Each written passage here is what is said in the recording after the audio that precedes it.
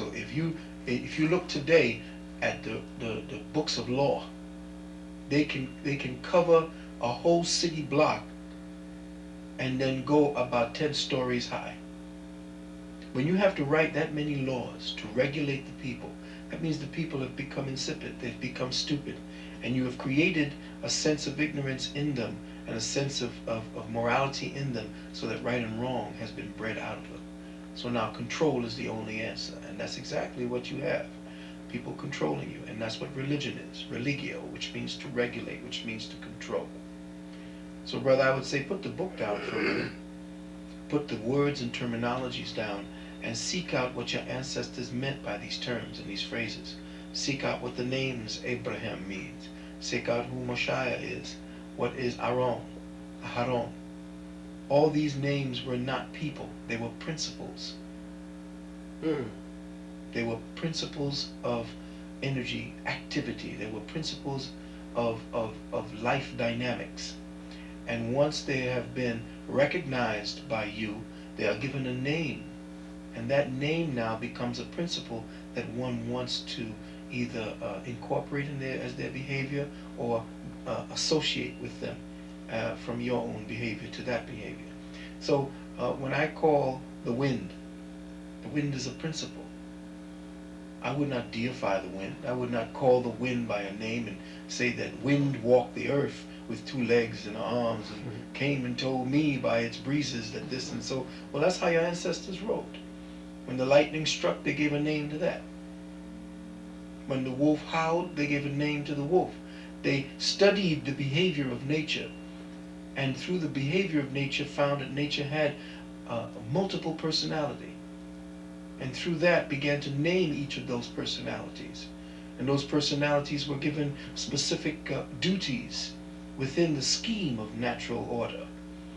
And what you are reading is our ancestors would never have dreamed that you would have taken these things literally. The book of the Bible is not to be taken literally. The truths that are seated within those words were never meant to be taken literally. Jesus walking on water, raising dead people up out of there, 5,000 people from a couple of boats. That was never meant to be taken literally, and you are a fool if you do read it that way. That's right. You see, until you understand the deeper metaphysical principles about what it is that you're reading under religion, then you will remain a fool. You will remain a controlled fool. And that's more dangerous, because now you become a parasite on your people, and you go from protector and provider to predator. How much billions of dollars are siphoned out of our community every year by the churches? Billions of dollars that could have gone into creating schools to teach us who we are. How many billions of dollars are given to the Pope based on you putting in that little hat? Do you know that as of, I would say 5 years ago, the IRS has written laws and documents that your minister, in order for him to have a bona fide church, he must go to the IRS and get a 501c3 patent. A 501c3 is essentially supposedly a tax exemption certificate. What they're telling you is that as a church, you are supposed to receive permission to be from the state. And now it is the IRS that anoints your ministers. And if you have a minister flying a flag of the United States of America with a gold border in your church, then you are in the church and synagogue of Satan. And you are a fool. Because essentially those churches are set up to deal with your frustration, the pain that you have. You have a sense of loss in your personality, in your nature, that the church fills. You need a sense of authority. The church gives you that. You need a sense of nurturing.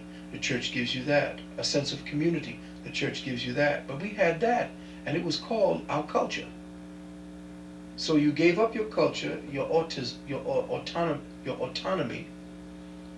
so that you could become part of the cattle that is herded from place to place.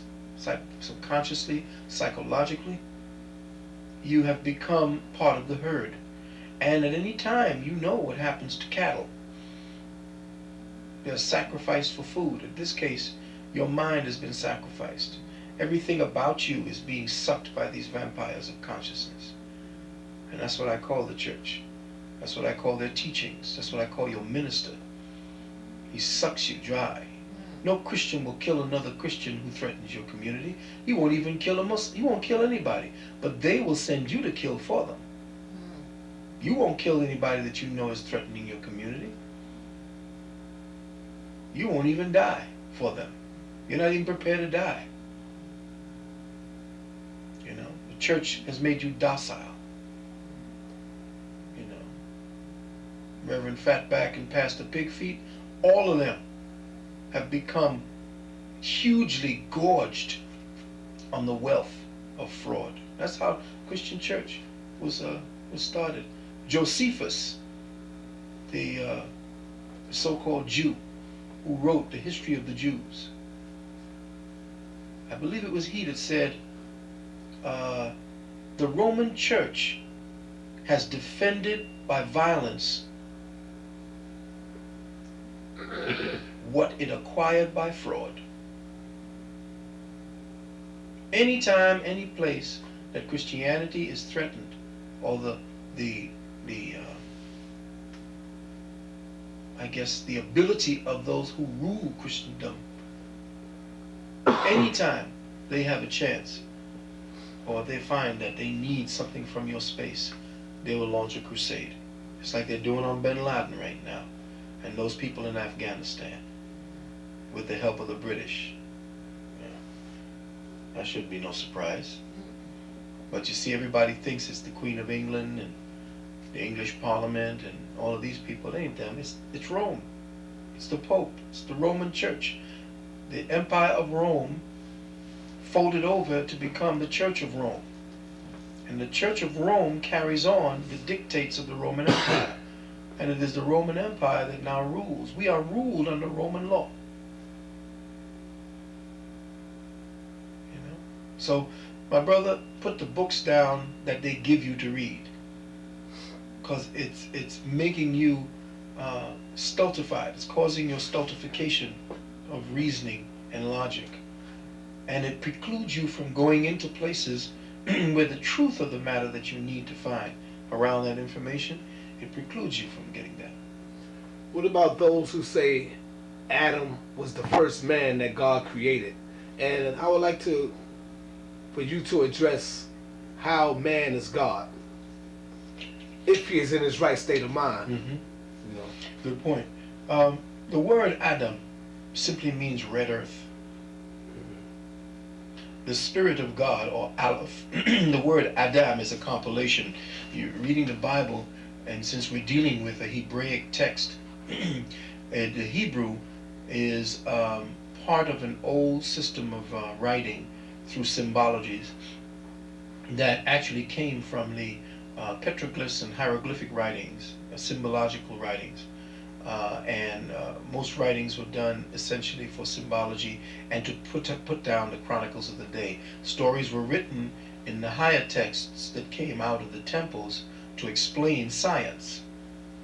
To understand what it is that we have now as science, only the initiated had languages, or were given languages in order to read, because they were going into great temples, and these languages and these terminologies were all scientific terminologies. Adam was a scientific terminology and a compilation of words, A-D-A-M, and if you know the Hebrew, Aleph, Deleth, Aleph, Mem.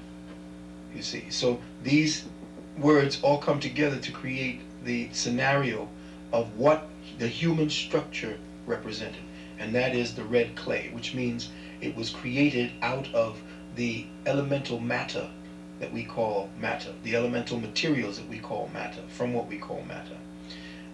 Adam was not the first man. the first man as a singularity or as a consciousness concept always existed. There was no creation of man. Man and God are one. Man is the expression of God. Man could not be separated or have a beginning because God never had a beginning. And since man is God's vehicle in third dimensional matter, then man always existed, or at least the idea of man always existed. And since there are so many different planes of existence, the idea of man has existed in so many different ways. There are so many different designs to what we call man. Adam was not the first man. Adam was first, was pretty much a model for this level of existence. Just like you have a model for the sea to go under the sea, there were different models that became more and more refined as they began to take to the sea. As the cars started from the Model T all the way up to, you know, the Maserati or the land-based cars. All of these, essentially, Adam was a template. It was a what do you call it? A mold for the perfection of intelligence in matter. So Adam was not the first man. That is a misnomer. Adam was the first idea of what man should look like and be. Adam was God's first idea of itself in matter. Let's just say that. Most High had an idea, quote unquote. The idea or the dream is man. So from that point we begin to see that there is no man called Adam. There is an Adam Kadmon, which means man perfected in the Tetragrammaton and in the Kabbalah. But Adam was not the first man. Adam was the first idea of what man may become. In fact, Adam has not yet been born. This that you see is still the seed of Adam, because Adam is still not yet perfected. True Adam would never look like this. In fact, we are Adam degenerated.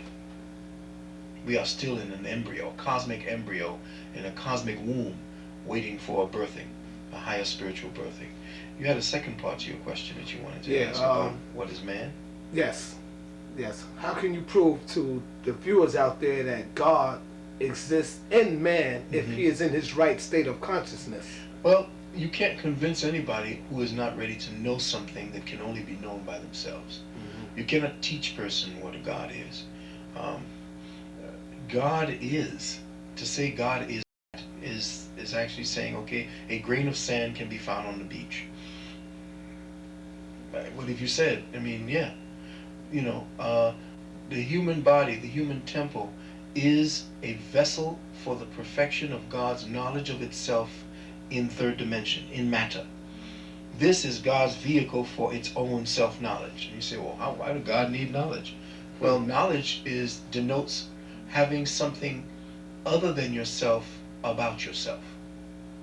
Having the ability to acquire something about yourself through something that is other than yourself. So the Most High had to create something separated from itself, or at least the perception of something separate from itself, so that it may know itself. And that's the beauty of what we are speaking about in the higher metaphysics as God perfecting itself in man. God did not create man. The concept God did not create man. Man created God. That's right. And when you understand that man is the creator of God, then you understand that man is God.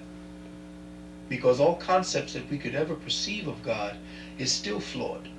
We are still perfecting our perceptual antenna so that we become higher and higher, so that we perceive more and more of that which we perceive as God. But understand that God could not perceive of itself, because if it is all knowledge, it could never know itself. It could just only be. So what it did was it began to detract or separate from itself, and as it separated from itself, it created a void.